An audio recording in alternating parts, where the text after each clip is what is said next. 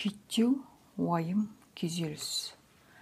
Пенденің сансырауы күйттеу, уайым, күйзеліс. Күйттеу, блеф, глубокий самообман. Бірінші сұрақылық күйттеу, өзіңді өзің алдау, сенделіс, уайымның ордасы. Екінші сұрақылық уайым мазаны алады, тұғыртады, жасқа жеткізбей алжытады. Күйттеу дегеніміз пенденің біреуден озып, озмыш болып масайрап, біреуден қалыс қалып жазмыш болып күңіреніп, жалғандықтың көлеңкесімен жарысып, қасірет шегіп адасуы.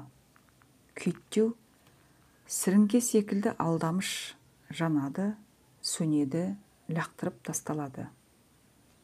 Күйттеудің пендені азғынтатыны сондай, озмыштың төріне шығу үшін небір сұмдық айлы шарғыға барып, өзінен озғаның бәріне өлім тілейді. Пенде де жауабы жоқ ой бар.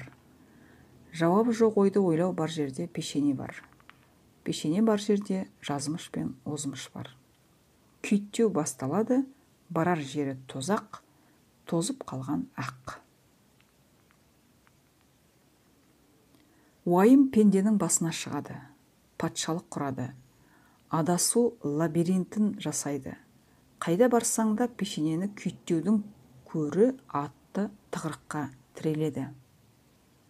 Күйбең тірлік, арамдық пен айлаға толы күйкі тірлік басталып, атақ, даңқ, байлыққа жетіп, өзгеден озу уайымы басына тебеді. Озмыш масайрау мен дандай су, жетісу, қорғаны уайым. Жазмыш тауқымет пен қасірет, қайғы, қорғаны уайым. Жазмыш пен озмыш есеп, қосындысы өзгермейді уайым. Озмыш орындалып, пенде арманына жеткенде, ақшалы, майлы жерден айырылмаудың уайымы уайымға айналады. Жазмыш басқа түскенде, арман ортасынан опырылып келмеске кетіп, озмыш қиялға айналып, жетем, қайтсем жетем деп, небір айла шарғы жасалып, жан таласып, жан беріп, айырылған жеріне жетудің уайымы уайымға айналады.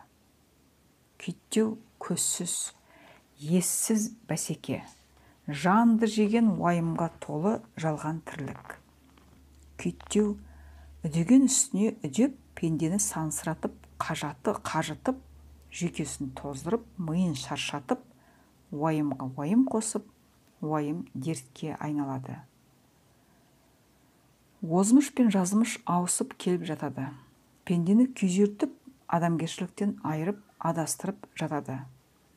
Жазмыш пен озмыш пендені сансыратып, күйзелтіп, қу тірлікті күйбеңдетіп, қу тіршілікті күйттетіп, кім екенін ұмыттырып жібереді. Пенде сен өрелісің, ғылым түймейсің, ақылдысың, өнер білмейсің. Өзің еш нәрсе жасамайсың, өзгенің жасағанын көре алмайсың. Есіл, дерт, асып озу, басып озу, бар білерің күйттеу, пенделікті күйттеу.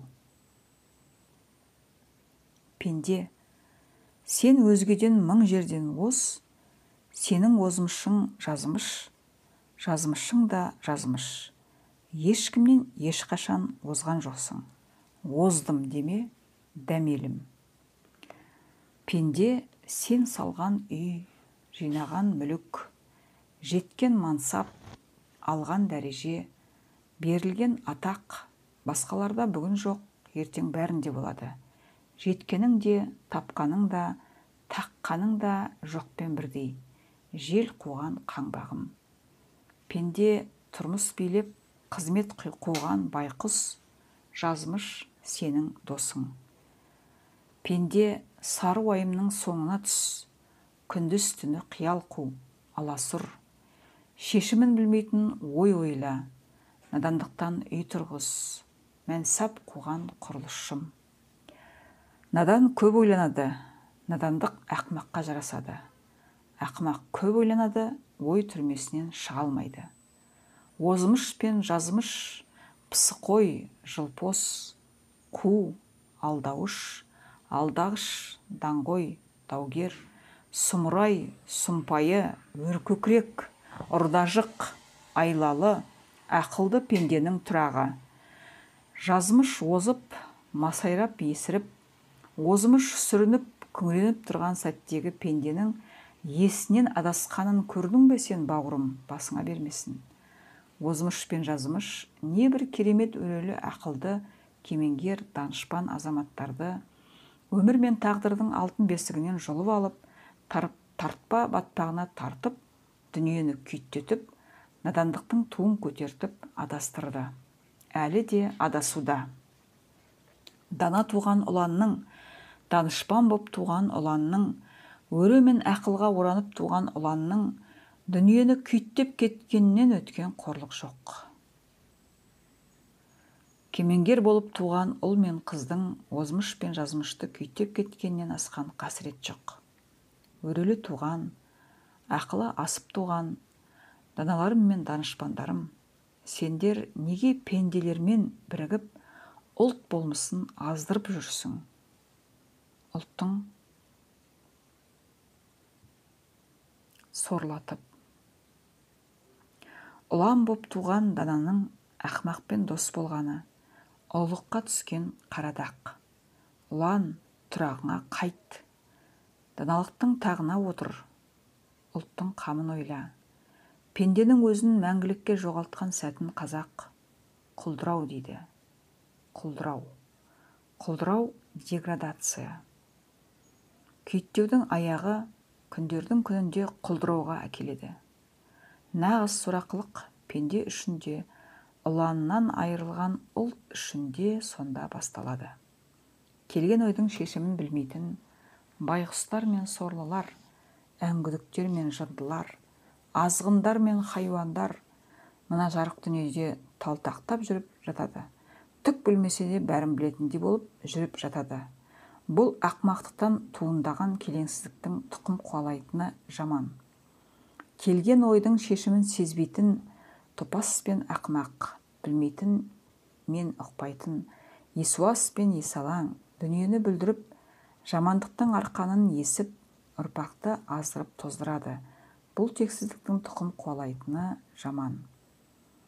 Келген ойдың шешімін білмеу, пәле мен жаланың, иттік пен доңыздықтың, жауыздық пен қатыгездіктің, тоғышарлық пен арамдықтың, көрсе қызарлық пен іштарлықтың негізін қалап, ұрпақтан ұрпаққа кетіп, ұлтты аздырып жүнжітеді. Бұл ақмақтықтың тұқым қуалайтыны жаман. Келген ойдың жауабын білмеу, байқұс пен сорлыға өмірін өртетіп, тағдырын талайым жасатып, тауқымет тартқызып, уайым шеккізіп, қасірет арқалатып,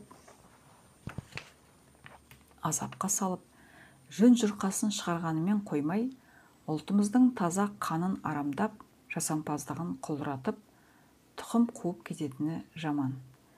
Пешене, жазмыш, озмыш, күйттеу, тауқымет, талайым, құлдырау сәттері еңкейіп, еңсең түспесін. Пенде, құрыдым, бәрі бітті, бәрі сөнді деме. Алыста жылтырап үміт оты көрінеді. Үміт оты ешқашан сөнбек емес. Ұлтыңды демеу тұтта ұмтыл. Құлдырау құлаудың ең төменгі сатысы. Барар жері жаман. Тоқтар Бейсенбинов ақиқат кітабы 172-174 беттердің аралығы.